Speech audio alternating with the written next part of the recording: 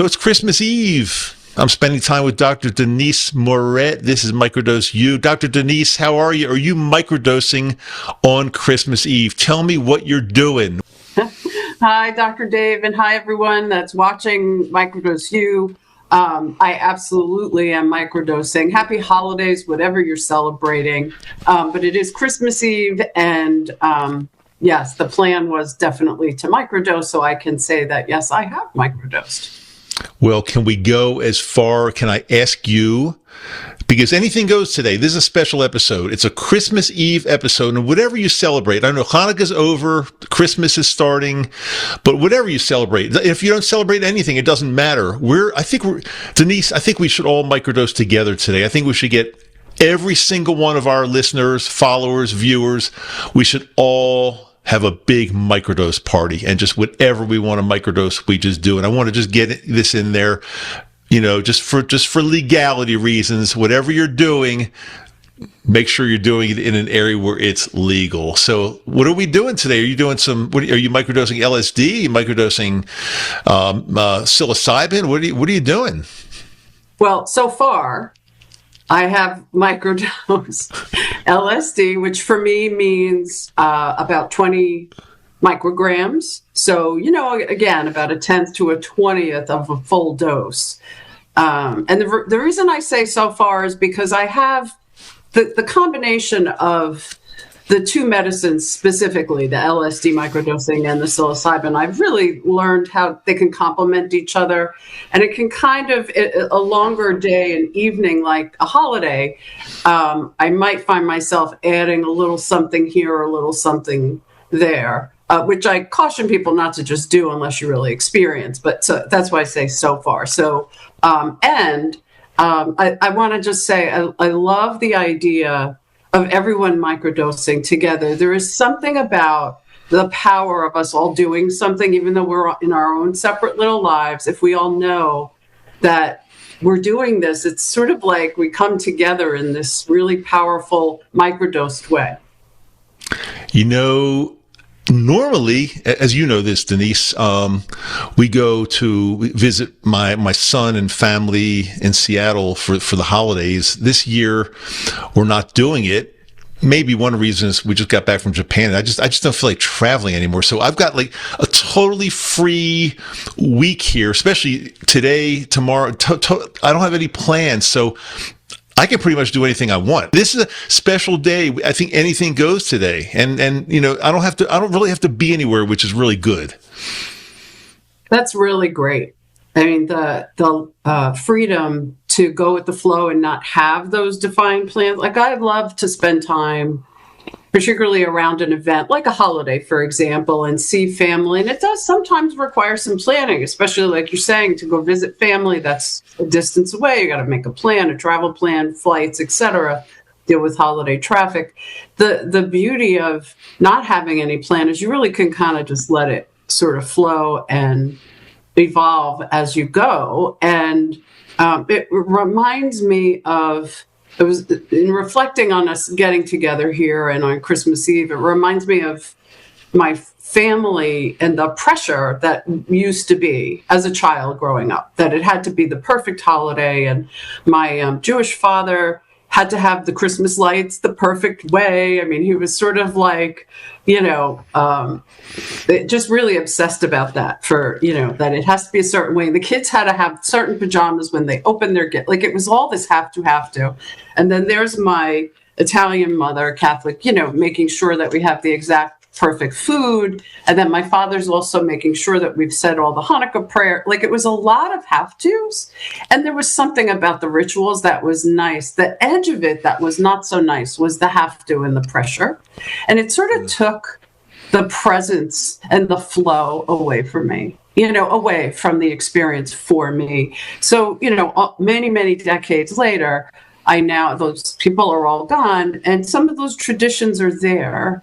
And yet I feel like I can choose them, that I can say, well, I do want to light the menorah, and I do want to set out my table with the little Christmas balls that I always put on. I have these kind of, decorative thing, like to put them on my table. And yet I kind of am playful with it. What do I feel like doing? What do I want to do? Which is why I've said, like, I'll see what I feel like doing as far as microdosing. I do have the benefit of not having to go anywhere. That I have, my son is coming here with, his girlfriend, and I have a few friends that'll be coming over, and it's kind of very loose, In fact, people have said, "What time do you want us? What do you want us to bring? What are we going to do?" And I'm like, just show up and we'll figure it out. And people, I notice, get uncomfortable with that lack of, it has to be a certain way. So, it depends on, for me, it depends on the people. Like, we're not doing anything, at least that I know of. Yeah, unless some plans come along like a little bit later in the day that unexpected. But, when I'm with other people, okay, so getting back to what you said, like when you explained when you were a kid growing up, we had big parties with like the whole family. But I got to tell you something, it got to the point where that all became too much for me. Any kind of family gathering now is almost too much for me. And I kind of welcome the time alone that we don't have to cook for anybody. I don't have to talk to anybody if I don't want to. This is going to be great. And that's why I can just totally kick back and basically do whatever I want. And you're having your son and his girlfriend and some other friends, it sounds like. For me, that might be a little stressful. I got to tell you the truth. That could be a little stressful at this point, having people over entertaining. So I'm glad I'm not doing it. I mean, but good for you. I mean, to each his own. Yeah. And you have done, as we always say to everyone who we talk to and people that listen to the Microdose U podcast, it's really unique. Everyone's different. Everyone has their own path, and so. It's wonderful that what fits for you, and what works. And you said a key thing. It depends on the people. I could probably have about 5 people here. So plus me, 6 people. That could be a lot of people depending on the people. I specifically handpick, who fits for me and how it's going to go. Well, not necessarily how it's going to go, but how I kind of approach it. That it's fun and it's casual and it's relaxed and there aren't rules about it. So that's what sort of aligns with you, right? What aligns with me. And that could be an ever-changing thing, right? Like what works one year might not work the next year. Totally. I think as the years go on, I'm going to be involved with fewer people. That's probably not a good thing. I just wonder if that has anything to do with just me getting older. I just don't feel like dealing with people. I don't know. But let me ask you, when these people come over, I imagine, because I know you, I imagine there's going to be some type of alcohol offered, I'm sure, for dinner or whatever you're all doing. But Are you going to be offering anything else? Say, like, here's a little microdose. Ryan, try this, or whoever it might be. Here's something special. It's a great question that you asked. By the way, I do have a holiday special drink planned. My friend and I, she has this edible glitter, and you swirl it into, like, if you have like a bubbly drink, it doesn't even have to be alcohol. It could be that like sparkling, hard cider, not hard cider, the not with the alcohol, you know what I'm saying? Even like a seltzery type thing. The bubbles make it swirl and it becomes very festive. So I'm more excited about the glitter than I am about the alcohol that we're putting the glitter into. But yeah, we have a little signature holiday Prosecco drink. And here's the other interesting thing. Every single one of my friends, and including my adult son does not microdose. It's just not something that he has decided to try out and fit. It doesn't seem to fit for him and his work. He'd be concerned about that. That's a whole other story.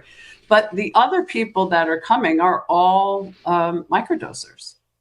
So it'll be something like, "Oh, what did you do today?" Or "What are you planning?" Or, what do you have? Or someone will say, "Oh, I tried this new," or someone might give me a little, here's a new variant that I grew and I wanted you to try it as a little gift. So it's not like it sounds like back in the 60s and everybody's getting together for drugs. And I don't mean it to sound that way. It's more that it's really kind of, I want to use the word sacred, not religiously, but more as in really special. Sacred means to make whole. So it's sort of like coming together and just being with whatever evolves. And so here's this little token. It's a tradition. Everybody counts on me to do it. I love doing it, so I don't mind. But I put a scratch off lottery ticket under every plate. And every year, it's very funny. We pick up the plates and people go, oh, that's right. Like we forget. I set the table and I forget that I put them under there. And inevitably somebody wins. It might be $5 or whatever. And then it becomes that person then reports on, did they play again? And did they win again? And it just becomes like a whole sort of funny, kind of get together, way of being and continuing this ritual. But here's the thing. It's just fun. There's no pretense. I got to tell you, so I know I'm on the opposite side of the country from you. You're in New York State. I'm in Utah. But from the way you're describing this, I think I could probably do it. I think I could probably come over to your place and have a good time. I know I wasn't invited. I'm not looking for an invitation, and it's too late to get on a plane right now. Too late to get on a plane, but I could probably do that. And just to let, and if anybody is brand new that's listening or watching, we're on YouTube, we're on Spotify, Apple, probably some other places too.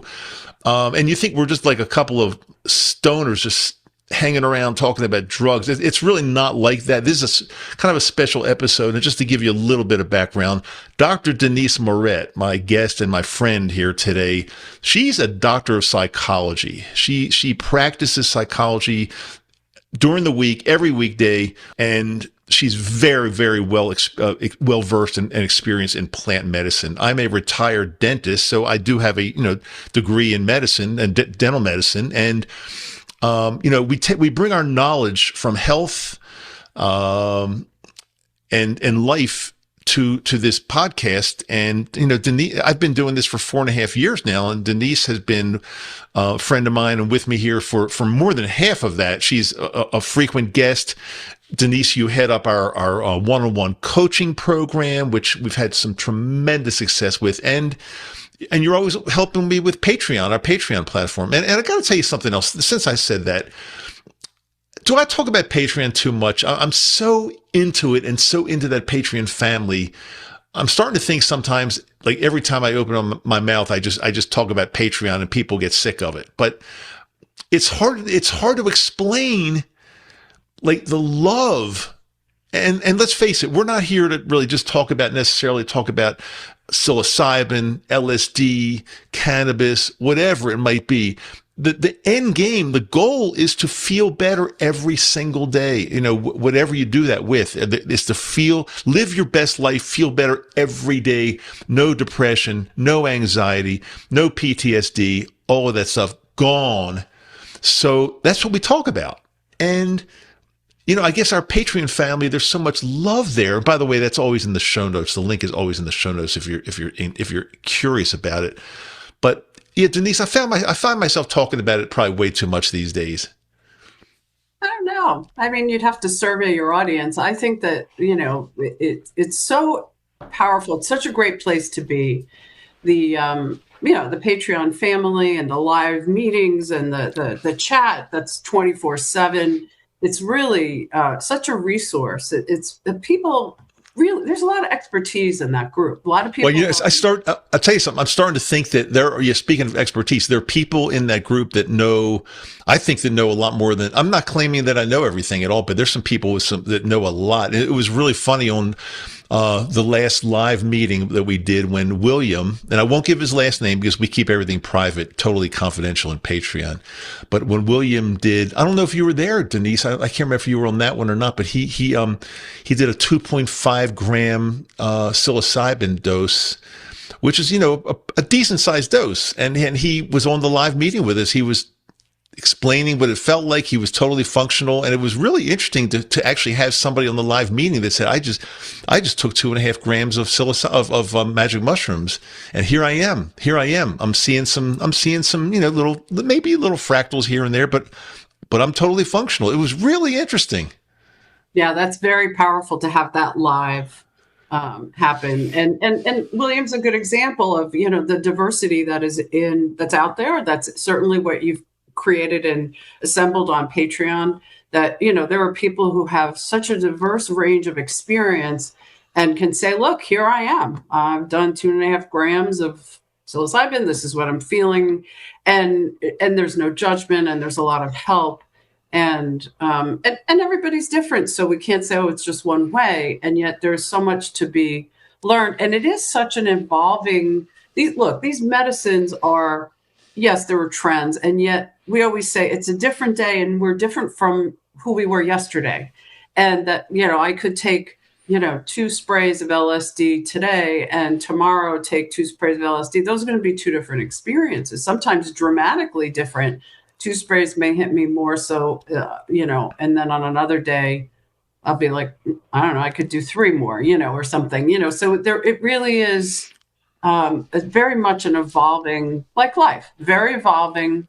And it's nice to have that chat going and connection. I got to see this. I don't know if you saw this earlier, but getting back to the Patreon, William just said this is, as we're recording this, William did, what he said, I think he said he 14 sprays. No, maybe 12 sprays. Maybe he did 12 sprays of, 12 sprays of the LSD. And that's really, now that's much more than a microdose. Now, the most you and I have ever done, the most I've ever done, maybe 4 at the most, but usually do 2 to 3, usually. Yeah. So just to clarify, the microdose because people are less familiar with LSD in general, particularly people that come onto these podcasts. And, we caution people with LSD. So you don't just go spraying or taking LSD, because it's really a tiny, tiny microgram is a speck. 2 specks is a very big difference from 1 speck. So, there's, again, it's always a 10th to a 20th of the dose. So 14 sprays. So that would mean 10 micrograms. If it was a 10th to a 20th, that would, at a minimum, you'd say, that 10 of those sprays would be 100 micrograms. So he did 14. So he's well out of the microdose and into more of what we'd call, a full trip dose or a macro dose of the LSD. So what did he have anything further to say in the 14 spray? I'm very curious about that. I mean, I've not taken, like we said, you started to say, Dave, 4 sprays, and I've been like, I can't imagine doing more than that. But I'm also not William, who's accustomed. Well, he said, I'm just checking in our chat here. He said, what did he say? I just saw it a second ago. He said, it's nice. I feel great with some mild visual distortions and blissfulness. Mm-hmm. Then he says it's definitely not as strong as 5 or 6 gram mushroom trip. Well, of course not, because 5 or 6 gram, but it's probably equal to, so it's probably, I think he did 12 sprays, so 120 micrograms.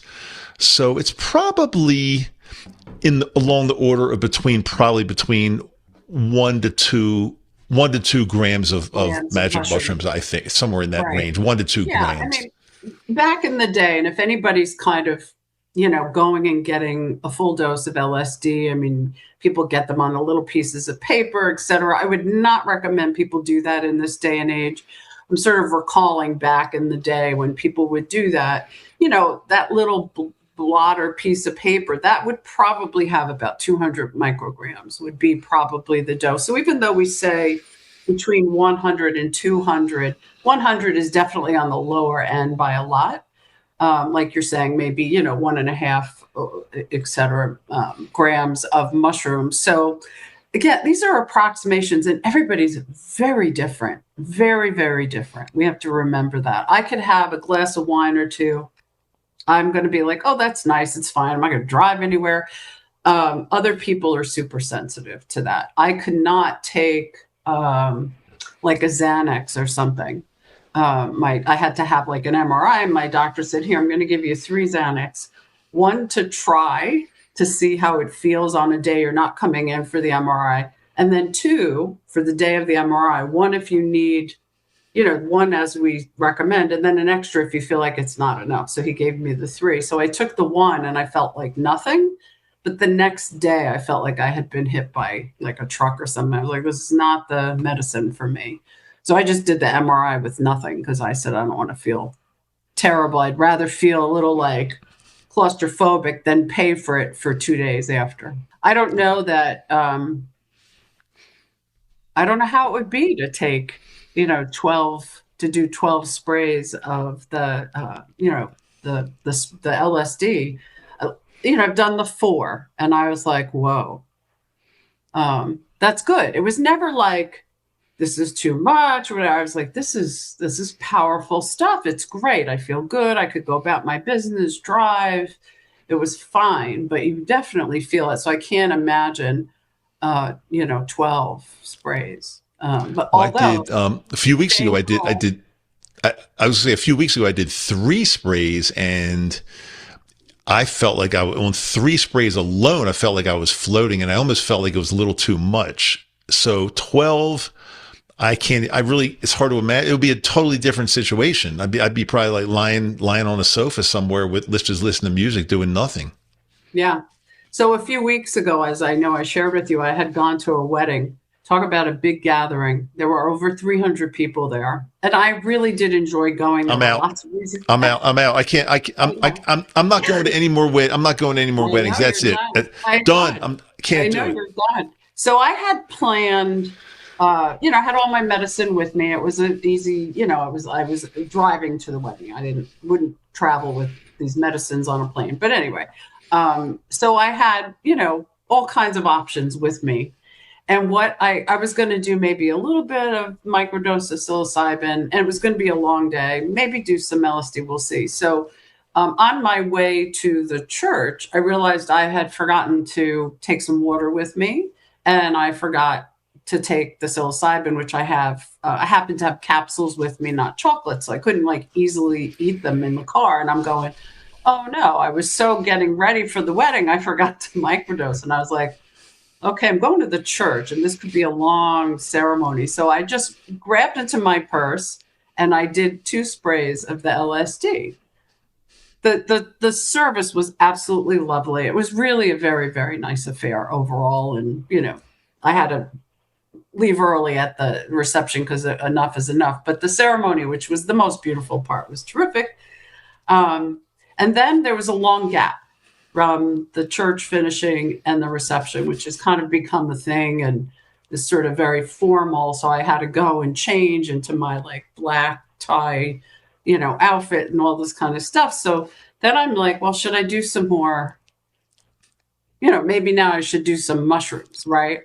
But I was kind of like, I don't know, maybe I'll just do another spray of the LSD. Well, instead I did 2 more sprays. So now I had 4, but they weren't together. They were separated by several hours. And that was actually it kept me, kind of like interested and intrigued. I would have been interested and intrigued and enjoyed this event and the wedding anyway, but I think it would have exhausted me quicker and I would have left quicker. So I felt like it gave me that extra lift. I was very intrigued by all that was going on. It was really beautiful. And then when it was time to go, I knew I had to sort of skedaddle and do what we call the Irish goodbye, where you kind of just sneak off. You don't do the whole, Italians say, like, spend an hour saying goodbye. The Irish, I guess the thing is you drink the booze and you leave and you don't say goodbye. So I kind of like pretended I was going to the ladies' room and didn't come back. Let me tell you something. I love the Irish goodbye because one of the worst parts of leaving a party or leaving a wedding or something like that is, oh my God, now I got to say goodbye to everybody. No. And I don't mean to condone being rude and just not thanking your host. It's not where it's coming from. It's really more about like not having to, that's sort of like, oh, now I got to do this and oh, I got to. Yeah. But here's the thing. But okay, look, I think when doing the Irish goodbye or the ghosting goodbye or whatever somebody wants to call it, it's kind of just leaving.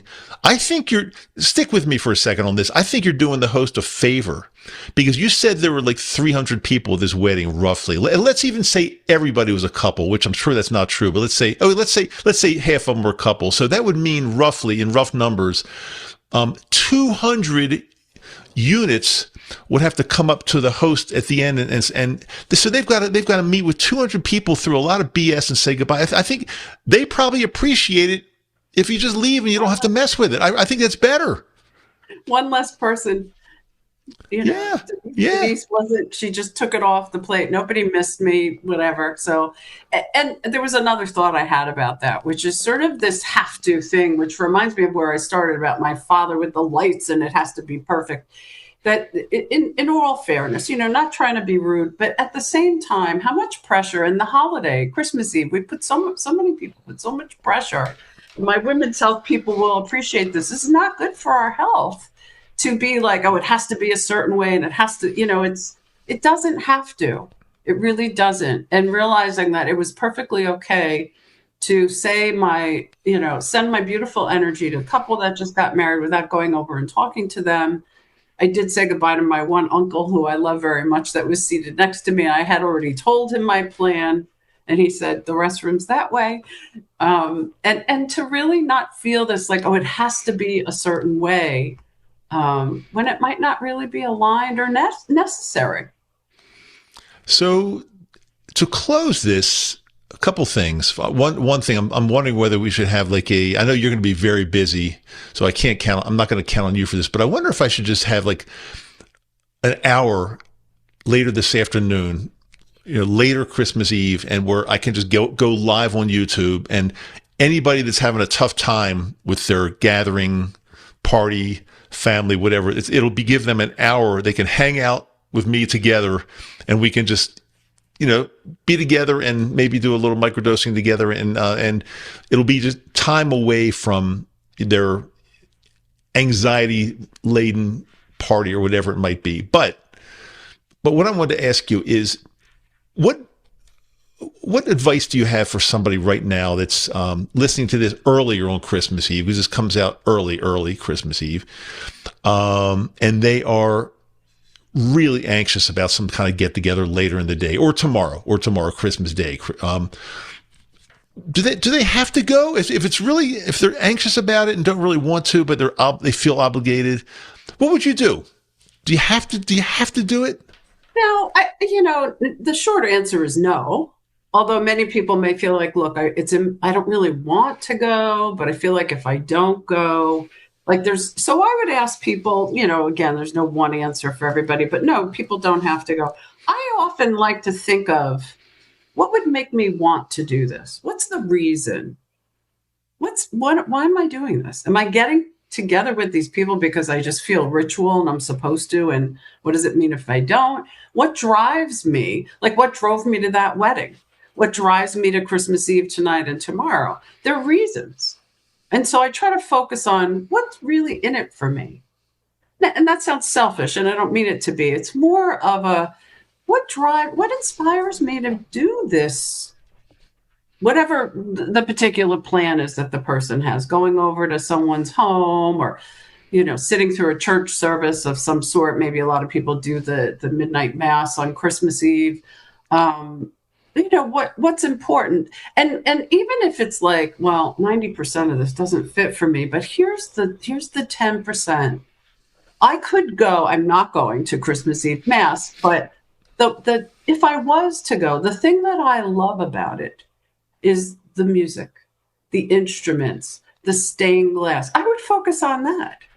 That would be, so looking really at why we might be, what inspires us to do these things? Is there something, to go to a gathering that perhaps there's really nothing there that I really want? Well, why would I go? If there's no reason, well, I would say, well, then I wouldn't go. Maybe the one reason is, look, it's important for me to see my uncle. I really want to see him. So I'm going to go. And that's one of the reasons I'm going. Yeah, that totally makes sense. But I guess, the four words that I like to use are, and they come into play for holidays more than ever. I am in control. So, if I want to go to a gathering because I want to see my uncle, then I'm in control. I can do it. But if I'm dreading this and there's nobody that I really want to see that badly, or if I feel like I can do better with my family, not during a holiday, like one-on-one or one-on-two or something, I could, then I am in control. I don't have to go to this thing. So keep that in mind. You guys and gals listening, even though it's getting late and maybe you've traveled to see family, but still, if you're not feeling it at the last minute, and if it's a matter of like you're feeling horrible about this, or you want to stay home, or maybe even do the Irish goodbye that Dr. Denise does, just remember these 4 words. Well, I'll use it for you. You are in control. We are in control. There's nobody that's controlling us. We like to do the right thing to a point, but we got to do what's best for us. So, Dr. Denise, I want to thank you so much for being here. I really think if I'm able to, I really might open up the phone. I should say the phone line. I should say open up the a YouTube live stream later on this afternoon or tonight, and maybe just help out a few people that have to leave the party, have to leave the gathering. They're stressed. They're anxious. They want somebody to talk to. I might just do it. And see what's out there. Maybe nobody will be out there. I don't know. Maybe everybody will be busy. But even if I help one person, then I don't know. Maybe that's worth it. Absolutely. And I always say when we're doing things that, are feeling awful, not going well, that if there's a challenge, to kind of add, in addition to I am in control, that maybe I'm going to learn something. This could be actually what I'm going to set my intentions on healing next in the new year. I don't want to find myself in the same exact struggle next year at this time. So I have a whole year now. I'm going to start next year with, I'm going to learn, why did I go to that when I don't really want to go? Or what was difficult for me in that particular environment, party gathering? Really, really good points. And I think that's actually a great way to end this today, because you're speaking about next year already. And I want to say, and I know you're with me on this one, we are, and when I say we, I mean, not only the 2 of us, but anybody that follows us, anybody that's in our Patreon group, anybody that is doing some, one-on-one coaching with you, perhaps. And by the way, that link is always in the show notes as well. We are going to make 2026 our absolute best year ever. And I feel 100% confident about that. Whatever we've put off, whatever we haven't done yet, this is our year, Denise. We're going to do this. It's going to be things have been going really well up to now, but this is going to be the best year ever. And we're going to follow through on this. And anybody that's with us, if you're brand new, make sure you like, share, subscribe, enable notifications, check the show notes, check my website, Microdose U, microdoseu.com. And we got a lot for you. And most importantly, there's a lot of love here. There's just so much love. And I'm being serious now. We've joked around a lot on this episode. It's kind of a fun Christmas Eve episode. But if you're walking alone, if you don't know what to do, if you don't know who to talk to, then you've got family here. We're together. And I feel that whenever I turn on the mic, and not only if I'm talking to Dr. Denise, but I turn on the mic and the camera, I feel love coming from our listeners and viewers. I feel it. We're surrounded with love here. So that's why I feel that this is going to be the 2026 best year ever. It's only going to get better. Denise, thank you so much for being with us. Final word for you. Thank you. And to everyone out there, I just like the whole Microdose Christmas kind of message, because that song keeps going through my head. Have yourself a very merry little Christmas, or something like that.